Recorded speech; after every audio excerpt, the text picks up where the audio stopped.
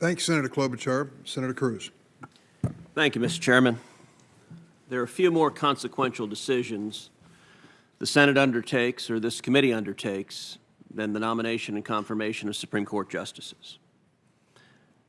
Judge Jackson is charming. She's talented. She has an inspiring life story. If she's confirmed, she will be an historic first, the first African-American woman to serve on the U.S. Supreme Court. I've known Judge Jackson for 30 years. I've always liked her personally.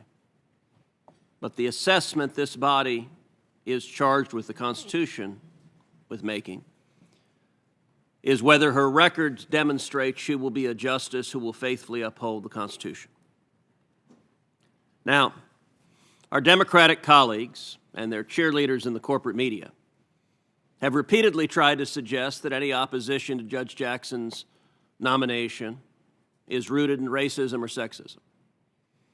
There's some irony in that because all of the Democrats on this committee were only so happy to vote against the confirmation of Justice Amy Coney Barrett without facing any concerns about the sexism they were showing. And there's greater irony in Democrats celebrating this historic first because it would have occurred 20 years ago. An African-American woman could have served on the Supreme Court 20 years ago, except for the fact that Democrats filibustered a qualified African-American woman, Judge Janice Rogers Brown. Indeed, if members of this committee were asked to raise your hand, have you ever filibustered a qualified African-American woman in order to prevent her from going to the U.S. Supreme Court? 3 hands would go up. Not on this side of the aisle, but the 3 most senior Democrats would all be obliged to raise their hand. Also, Joe Biden, if he's at home watching this on C-SPAN, Joe Biden would raise his hand as well. Chuck Schumer would raise his hand as well. So this historic first could have happened a decade ago, but for the unified partisan opposition of Democrats to letting it happen with a judge who was not on the hard left. A number of Democrats complained that there were hard questions asked. Well, that's our responsibility. Every one of the questions focused on her record as a judge, her sentencing record, her academic writings, her speeches to law schools. Not a single Republican senator asked her about her high school yearbook, engaged in the kind of personal slanders that Democrats have made a business about. If the questions were hard, it is because her record is at the extreme. There have been 115 men and women who have served on the Supreme Court. If Judge Jackson is confirmed, I believe she will prove to be the most extreme and the furthest left justice ever to serve on the United States Supreme Court. She will be to the left of Justice Sotomayor. She will be to the left of Justice Kagan. She will be way, way, way to the left of Justice Stephen Breyer. That's why radical leftist groups have pledged to spend over $1 million supporting her nomination while they demanded the Biden White House pick the furthest left, the most extreme nominee. That's their agenda. Now, our Democratic colleagues like to pretend they don't support the agenda this justice can be predicted to follow. Based on her record, if she is confirmed, I think the odds are virtually 100% that she will vote to overturn Heller versus District of Columbia, which means she will vote to overturn, to take away the Second Amendment right to keep and bear arms of every individual. If she is confirmed, the odds are virtually 100% she will vote to overturn the Citizens United case, which means she will vote to take away the free speech rights of Americans to participate in the political process. If she is confirmed, the odds are nearly 100% she will vote to strike down every single reasonable restriction on abortion across the country. That includes restrictions on partial birth abortion. That includes requirements for parental notification or consent. If she is confirmed, the odds are nearly 100% she will vote to overturn efforts to enforce our nation's borders and to deport those here illegally. The Make the Road case demonstrated her willingness to put left-wing policy above the law. If she is confirmed, the odds are over 100% she will vote to give away U.S. sovereignty to international tribunals and international bodies. If she is confirmed, the odds are overwhelming she will vote to undermine our religious liberty and to overturn decisions like Zellman versus Simmons-Harris, the 5-4 landmark decision that upheld school choice. Understand the consequence of this nomination. If she is confirmed, the odds are very, very high she will vote to throw out school choice programs all across this country. And then there's crime. No topic has been the focus of this hearing more than her record on crime, and her record on crime is out of the mainstream. Her record on crime is extreme.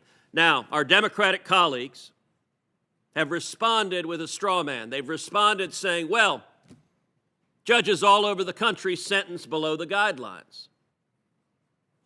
When you look at her record, it's not just below the guidelines, though. In 100% of the child pornography cases where Judge Jackson had discretion, 100%, she sentenced not just below the guidelines, but below where the prosecutor asked, and usually substantially below. But my colleagues say everybody does it. That's their defense. Everybody does it. Well, let's look at the facts. In criminal cases nationally, this is all criminal cases nationally. If you compare Judge Jackson's record in criminal cases nationally, her average sentence is 29.9 months. The national average is 45.1 months. So that's all crimes, murder, rape, anything that's a crime, all of them on the national statistics. She sentences a third lower than the national average. The Democrats' argument, everybody does it, doesn't stand up to the scrutiny. But when you look in particular at child pornography, a topic that is disturbing, the Democrats say, well, gosh, she doesn't like child pornography. Of course she doesn't. No rational person does. It's horrible. My Democratic colleagues go to the Senate floor and they read from her statements talking about these are not victimless crimes. These are little boys and little girls being horribly, violently assaulted. It stays with them their whole lives. I agree with what she says, but she says that and then turns around and gives the defendant, the criminal, a slap on the wrist. And if you look at the records, possession of child pornography, the national average is 68 months. That's every federal district judge in the country. What is Judge Jackson's average? 29.2 months. She sentence is 57% lower than the national average, 57%. Even more disturbing, distribution. The national average for distributing child porn, videos of little children being sexually assaulted, the national average is 135 months. 11 years. That's a long sentence because it's a horrible crime. Her average is 71.9 months. That's 47% less, but this is even more striking when you realize that the mandatory minimum for distributing child porn is 60 months. That under federal law, you can't go below 60 months. What that means is that judges across the country on average sentence those distributing child porn to 75 months longer than the mandatory minimum. And Judge Jackson sentences them on average to 11.9 months longer. Now, the Democrats suggest this is cherry picking. This is based on every single child pornography case she's decided. And by the way, we just last week after the hearing got information on another case, United States versus Weeks, of an individual who raped his 13-year-old niece. Judge Jackson sentenced him to half what the prosecutors wanted because he failed to register on a sex registry and went to work at a daycare. While he was released early because of Judge Jackson's sentence, he committed another sexual assault, a rape, Again, she had him before her, and again, she sentenced him to half what the prosecutors sought. This is a pattern. Now, Democratic senators like to say they don't want to abolish the police. But I'll tell you what, if Judge Jackson is confirmed, her record demonstrates that it is 100% certain she will vote to overturn the death penalty, and that repeatedly she will vote to overturn strict sentences on violent criminals, to release violent criminals from jail, to overturn strict punishments on sex offenders. And my Democratic colleagues like to say when crime is skyrocketing, when murder rates are skyrocketing, when carjacking is skyrocketing, when sexual assaults are skyrocketing, my Democratic colleagues say it's not my fault. Well, I'll tell you what, when you vote to confirm justices who release criminals over and over and over again in a way that is wildly out of the mainstream, it is the Democrats' fault.